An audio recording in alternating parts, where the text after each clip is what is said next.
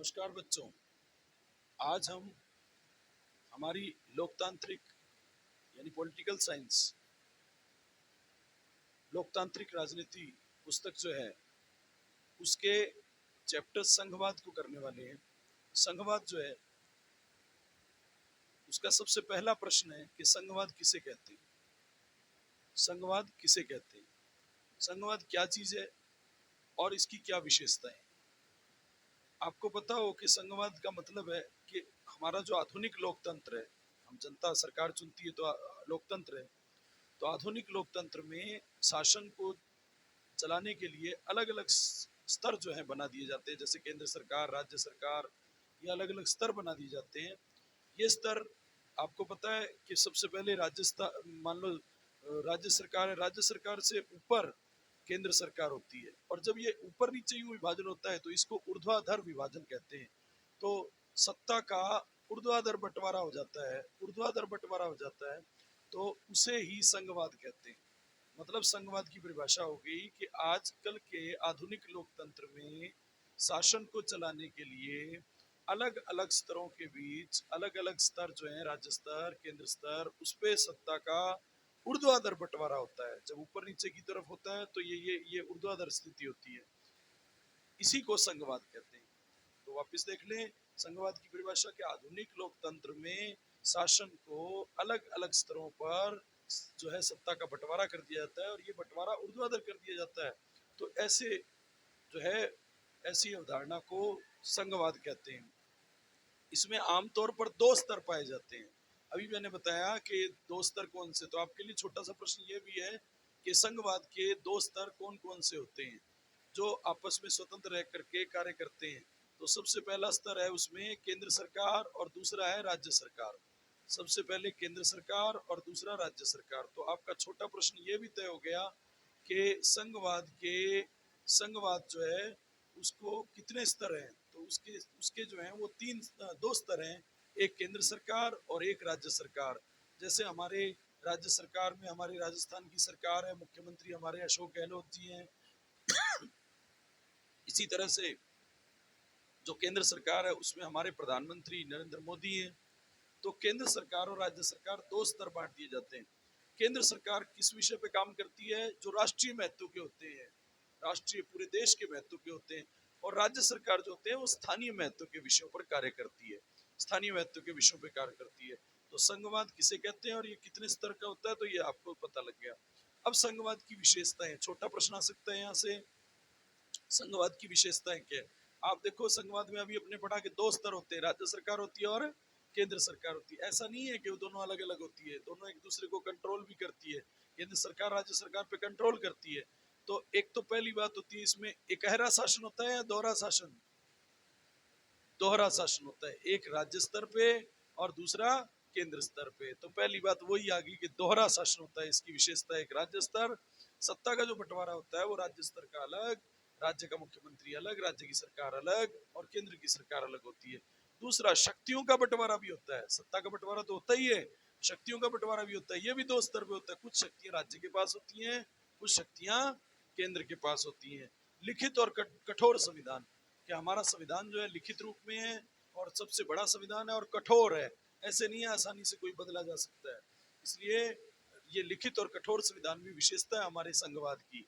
और स्वतंत्र और सर्वोच्च न्यायालय, हमारा जो सर्वोच्च न्यायालय न्यायपालिका है, उस पर कोई प्रधानमंत्री या कोई सरकार का कोई मंत्री है वो कंट्रोल नहीं कर सकता। वो यदि गलती करता है तो उस पर भी सजा का उतना ही प्रावधान है। इसका मतलब स्वतंत्र और सर्वोच्च न्यायालय स्वतंत्र है, उस पर कोई कंट्रोल नहीं करता। सर्वोच्च न्यायालय सबसे ऊंचा न्यायालय, कोई यदि गलती करता है तो वो सजा सर्वोच्च न्यायालय देता है। तो ये दोहरा शासन, शक्तियों का विभाजन, लिखित और कठोर संविधान और स्वतंत्र और सर्वोच्च न्यायालय जो है, ये हमारे संघवाद की विशेषता है। तो एक प्रश्न बच्चों आपका हो गया कि संघवाद किसे कहते हैं, इसके कितने स्तर है और ये इस पे इसकी विशेषताएं चार बता दीजिए। तो ऐसे ही छोटे प्रश्न आएंगे आपके। अगला प्रश्न, अगला प्रश्न जो है वो आप समझो कि भारतीय संघ व्यवस्था के विविध स्तर बताते हुए उसमें शक्ति वितरण की सूची को विवेचना कीजिए।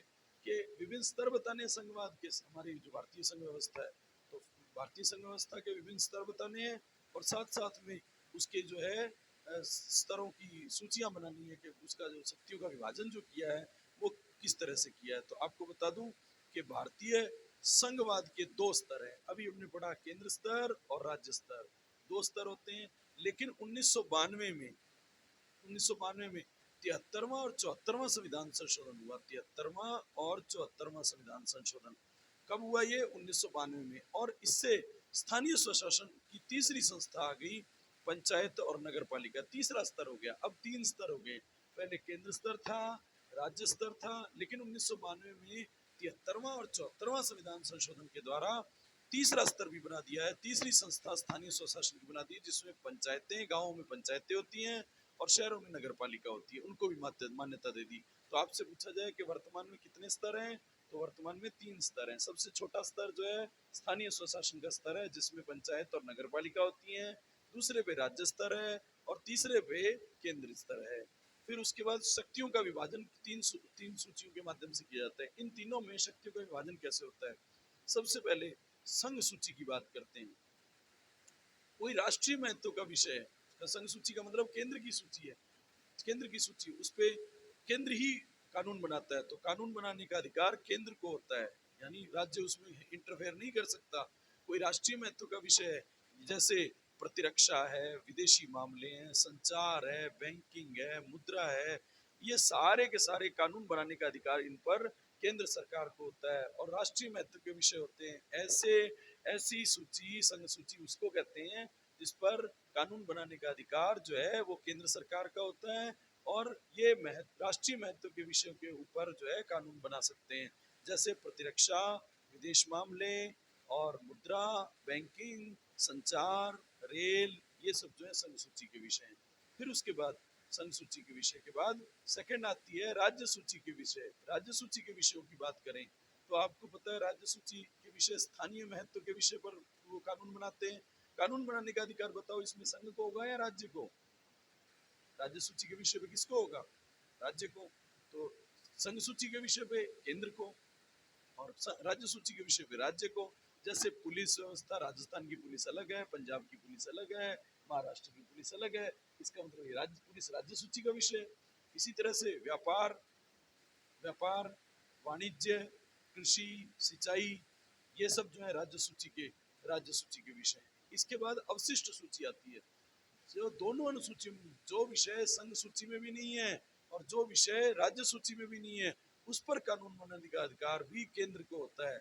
और ऐसे विषय विवादित होते हैं, जब कोई बात अड़ जाती है कि इस विषय को राज्य सूची बनाए या केंद्र सूची बनाए, केंद्र केंद्र बनाए इस पे कानून, तो फिर ना वो संघ सूची का विषय होता है ना वो राज्य सूची का विषय होता है, विवादित विषय है, तो फिर उस पर भी कानून बनाने का अधिकार केंद्र को है। तो इस तरह से जो है ये केंद्र, जैसे विवाह है, शिक्षा है, वन है।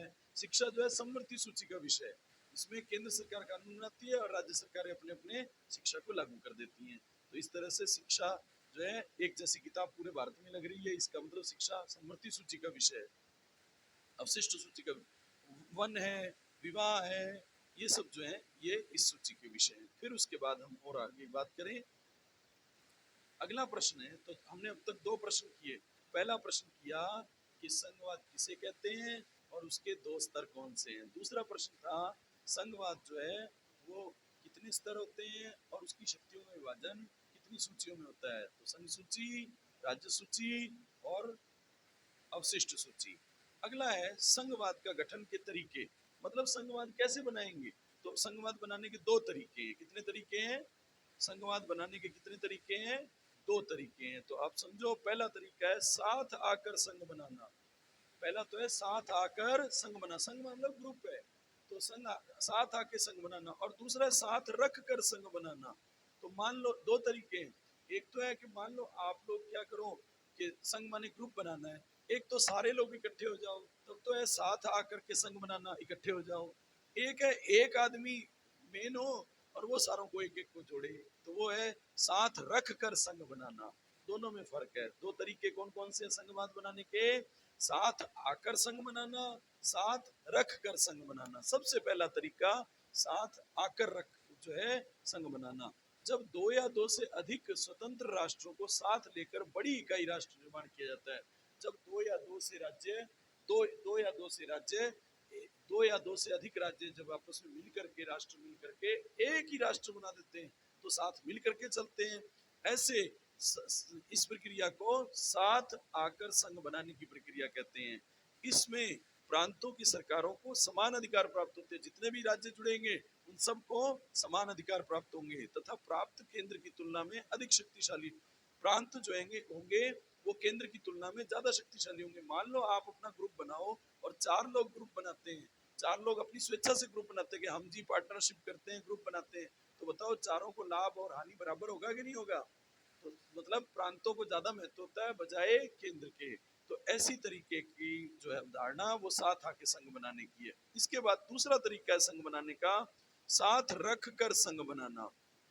अच्छा, ये भी मैं बात बता दूं आपको कि साथ आकर संघ बनाने वाले जो देश हैं वो है संयुक्त राज्य अमेरिका, यूएसए, स्विट्जरलैंड, ऑस्ट्रेलिया। ये जो है साथ आकर संघ बनाने वाले राज्य होते हैं। दूसरा तरीका जो है वो साथ रख कर संघ बनाने वालों में। साथ रख कर संघ बनाने का मतलब क्या है? जब बड़ा देश अपनी आंतरिक विविधता को मान लो एक आदमी है, जो बड़ा देश है वो अपने इस विविधता को इकट्ठा कर देता है, तो ऐसी राज्य सरकार जैसे भारत में साथ रखकर संघ बनाने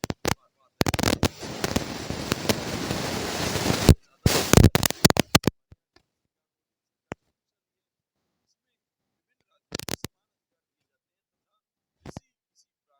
विशेष अधिकार भी दिए जाते हैं। जैसे मान लो कोई मणिपुर है, मेघालय है, असम है, उसको विशेष अधिकार भी दिए जाते हैं। जो पिछड़ा हुआ है उसको विशेष अधिकार दे दिया जाता है, जम्मू कश्मीर को विशेष अधिकार दिए जाते हैं। तो ऐसा भारत, बेल्जियम और स्पेन, यहाँ पे ऐसी सरकार चलती है। साथ रखकर संघ बनाने वाले भारत, बेल्जियम और स्पेन है। जबकि साथ रहकर, साथ आकर संघ बनाने में यूएसए और स्विट्जरलैंड था। आपको छोटा प्रश्न पूछ सकता है कि साथ आकर संघ बनाने वाले कौन से? USA, Switzerland. और साथ रखकर संघ बनाने वाले कौन से? भारत, बेल्जियम और स्पेन। बेल्जियम छोटा सा देश है, वैसे बड़े बड़े देशों में होता है साथ रखकर संघ बनाने वाला, लेकिन बेल्जियम छोटा देश होते हुए भी क्यों वहां पे ऐसे बनाता है? क्योंकि विविधताएं बहुत है। जहाँ क्षेत्रीय विविधताएं हो, बहुत अलग अलग प्रकार की राजनीति हो, अलग प्रकार के धर्म संप्रदाय के लोग हो, वहाँ हमेशा साथ रख कर संघ बनाने की सरकार चलती है। जैसे भारत में ऐसा है, बहुत विविधताओं भरा देश है, ऐसे ही बेल्जियम एक छोटा देश होते हुए भी जो है वहाँ विविधताएं ज्यादा है। इस कारण से वहाँ संघ संघवाद जो है आपको समझ में आया? संघवाद किसे कहते हैं, संघवाद के फिर दूसरा प्रश्न था संघवाद जो है उसके कितने स्तर और स्तर दिए गए हैं, और उसमें